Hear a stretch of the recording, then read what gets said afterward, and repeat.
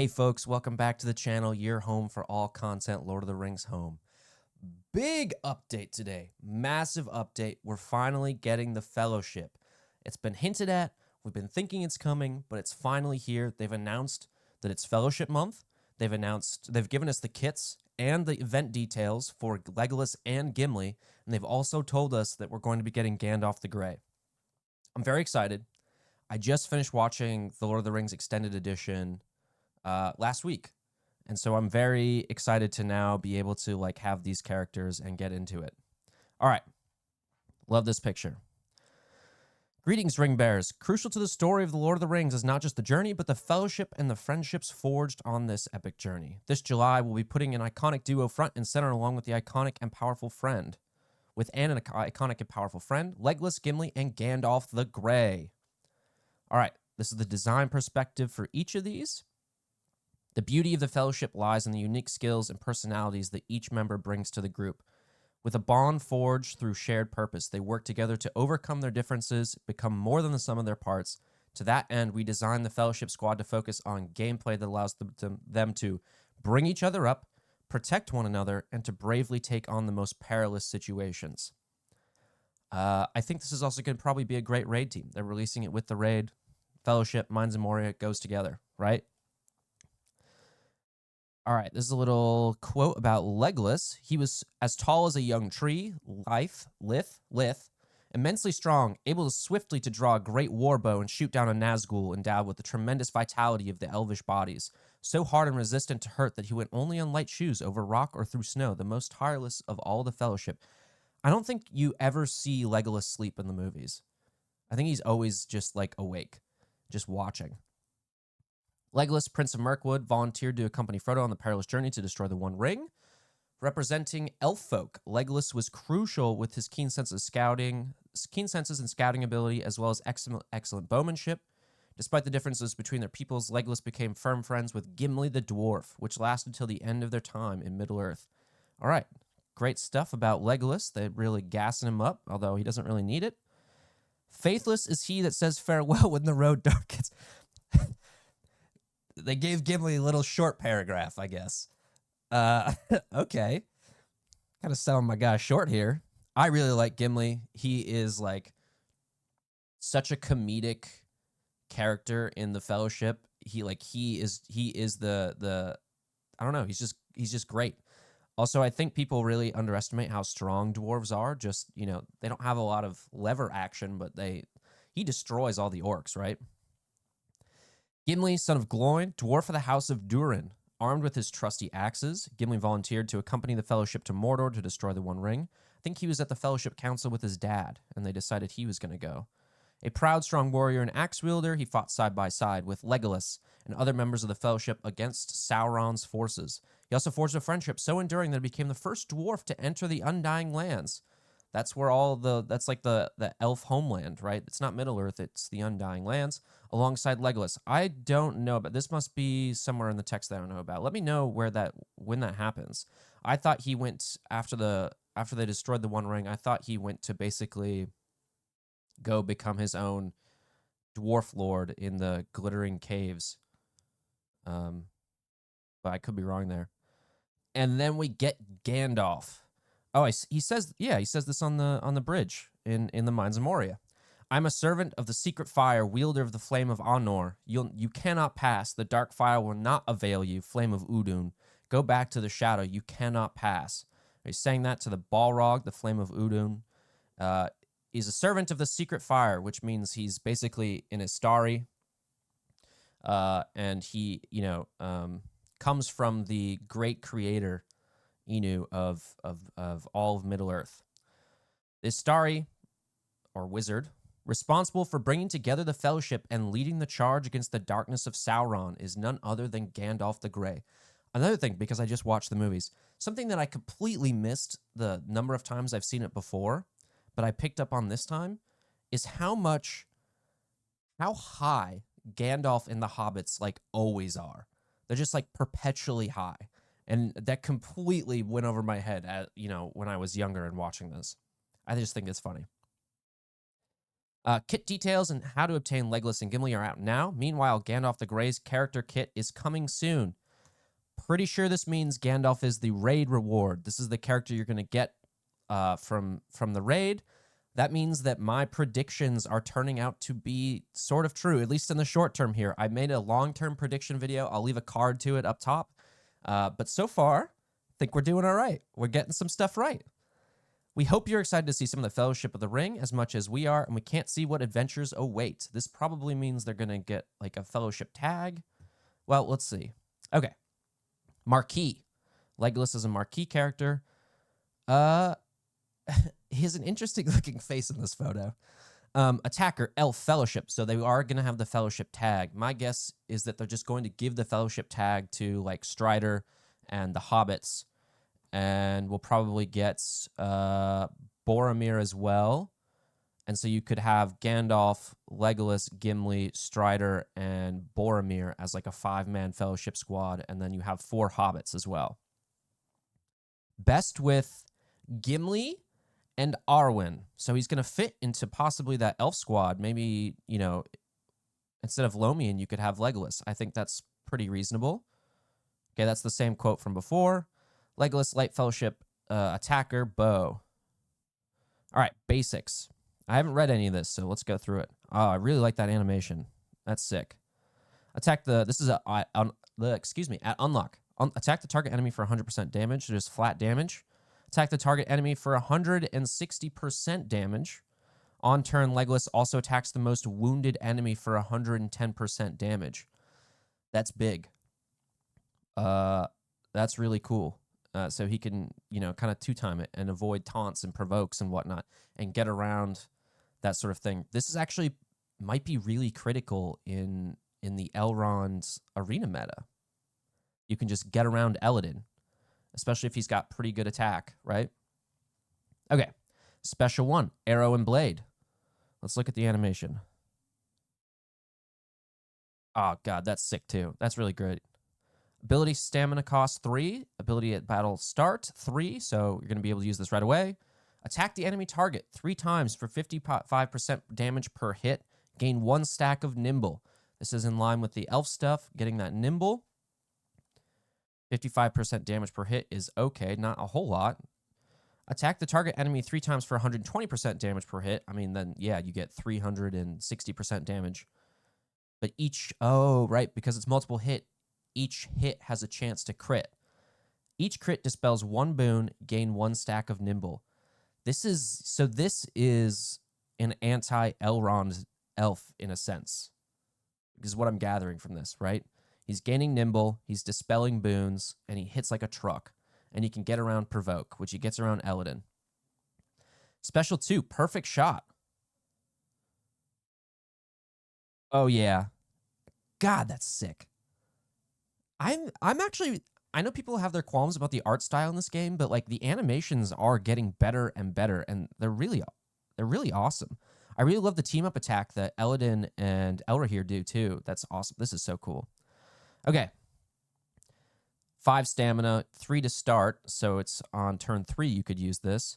At unlock, attack the target enemy for 200% damage. This attack ignores 30% of the target's armor. On kill, gain 100% turn meter.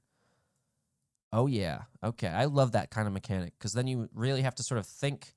This is a great, like, when you're playing mechanic. It's not so great when the AI does it, but this is great. If Gimli is an ally, this attack has plus 30% crit chance and 50% crit damage. Legolas is crit monster. Oh my god. Plus 50% crit damage? I think crit already does like 2.5 times damage. That's nuts. Oh, and that's an unlock. All right, at max, attack the target enemy for 460% damage. Wow. This attack ignores 50% of the target's armor. That's insane. So this is going to be really big for like big enemies like the Brute or oh yeah, they're showing it right here. Yeah, it's going to be good for really big enemies. And that's in line with Legolas, right? Taking down the big stuff. This attack ignores 50% of the target armor. On kill, gain 100% turn meter. If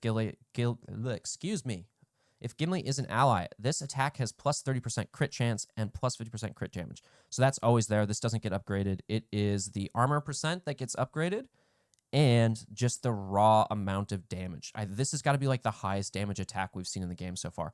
And this is not beta numbers, I hope. They said they were going to fix it. So this should be the real kit, right? Passive. At unlock, on crit, grant advantage for 1 turn to a random fellowship or elf ally. Advantage is like plus 30%. No, it's guaranteed crit. Advantage is a guaranteed crit.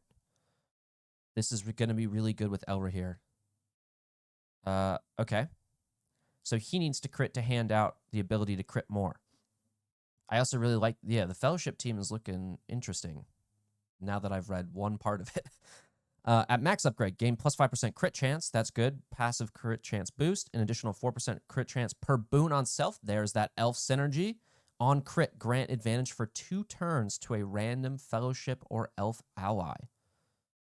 So it goes from 1 turn to 2 turns. Plus, if he's with Elrond, right? Then there's a possibility that his buffs, this advantage is going to be basically extended through Elrond's passive. This is big. Man, I am leveling up Lomian right now.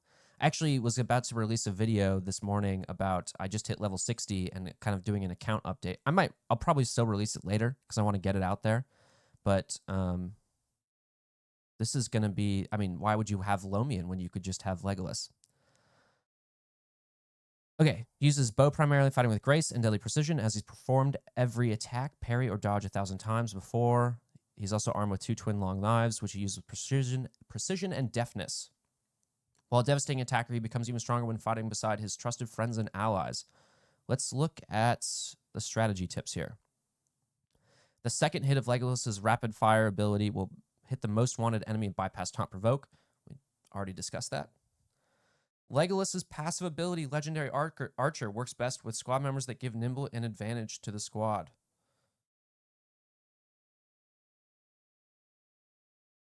Yep, okay.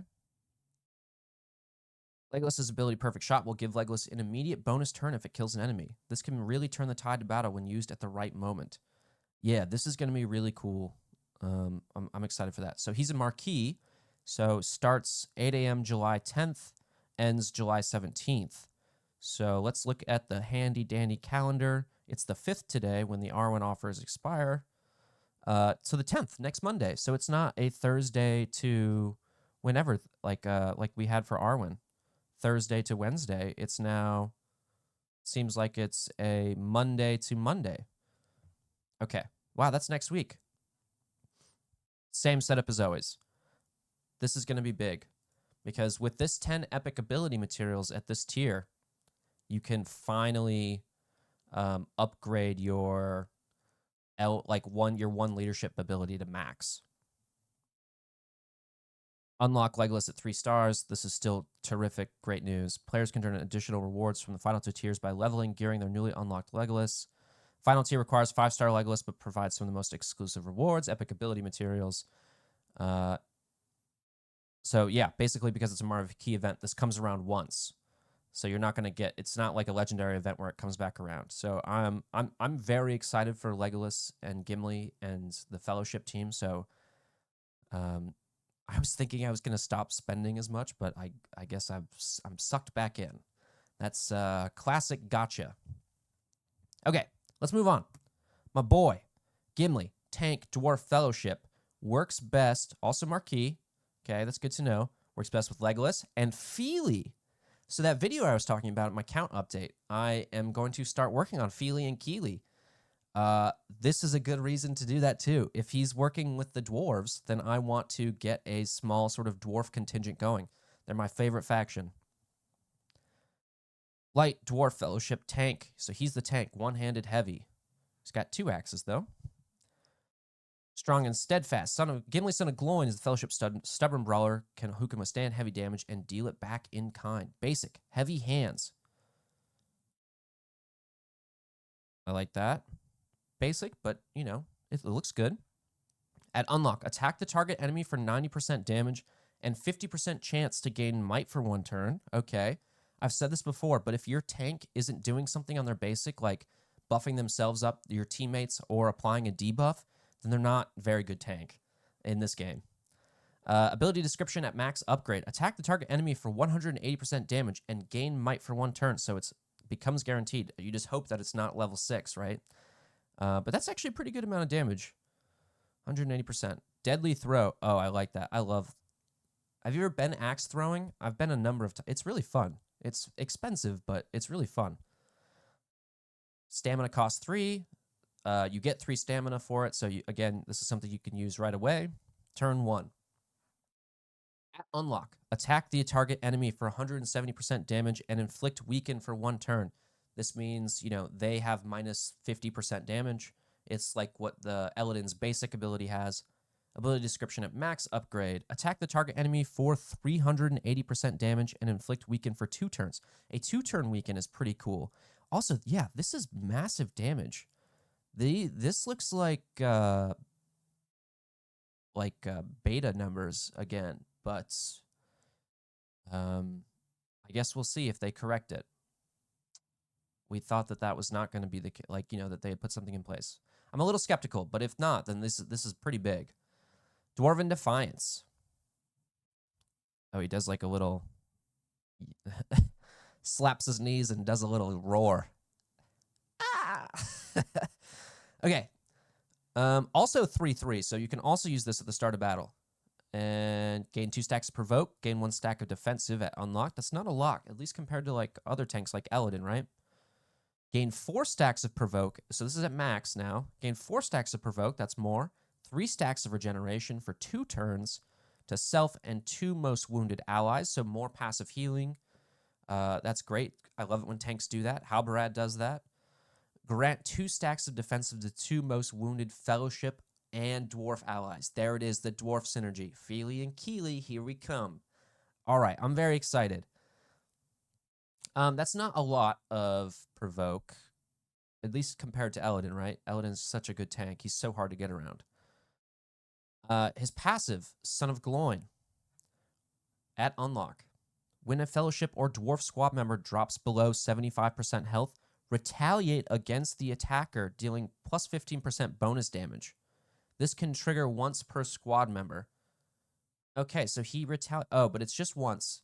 And it's not once per, his turn either. So you get 5 hits out of it. But that means he gives himself might when he's doing this, probably. Ability description at max upgrade. When a fellowship or dwarf squad member drops below 75% health. I missed that in the first part here. Retaliate against the attacker, dealing plus 75%. Oh, man. That's a lot more bonus damage. Again, if he has might too, then that's big. This can trigger once per squad member. Daring retaliate, gain 1 stack of provoke and grant 1 stack of defensive to the ally who triggered the retaliate. So at most you're getting another 4 stacks of provoke from your allies, getting under 50% health or 75% health. 75% health is a pretty high threshold, actually. So yeah, I'm kind of curious as to how that's going to work out. So to me, just on paper, this doesn't seem like as good of a tank as Eladin, but it still seems like a pretty good tank. Key attributes. Gimli dual wields a pair of axes, enabling him to perform powerful attacks. What he lacks in grace and battle, he makes up for in strength, efficiency, and pure comedic timing. A disciplined and experienced warrior, having survived countless battles, he is a sturdy fighter and a friend you could ever have by your side. Missing a word there, I think. Let's look at strategy tips. Gimli's ability, Heavy Hands, grants might, so be sure to use it on the turn before Deadly Throw to maximize Gimli's damage output. So they're saying taunt first turn, special 2, and then do his attack, basic, and then do his special 1. But I guess if he retaliates somebody after that first turn, he might already have might on him, so you might be able to just use his special 1 right away. Gimli's passive ability, Son of Gloin, helps to protect his squad members, but is also a great source of damage. If you know it will trigger soon, use Heavy Hands in advance to maximize its damage output. Gimli I just really hope that the guaranteed might is not on level 6. Gimli is a high armor tank character, meaning he's susceptible to armor-piercing attacks, like the one that Legolas has. And Bane's like Expose. Bring squad members that can help cover his weaknesses. So that's he's probably pretty slow. So imagine like Tordok. He's probably pretty slow, has a lot of high armor, but not a lot of health, but like a decent chunk of health. Okay, he's starting the 17th for his marquee event and going to the 24th. So 10th to the 17th was Legolas, and then the 17th to the 24th is Gimli. So back to back. We're doing back to backs now for marquees. I mean, there's no other place to put it, right? Because maybe they're going to launch raids here early August. Give us this week off. And then, yeah, early August. Wow, my predictions are coming in clutch here. Again, 10 epic ability material is going to be worth getting. Okay. So that's it for this particular video. I'm probably going to release my account update video a little bit later, even if that doesn't mean it's not going to get a lot of views. I'm very excited. I'm trying to get Feely and Keely up. I'm just really excited to get the fellowship. This is exactly what I want. I think this is better than doing Haradrim month. Yeah, let me know what you think down in the comments. And thanks for watching.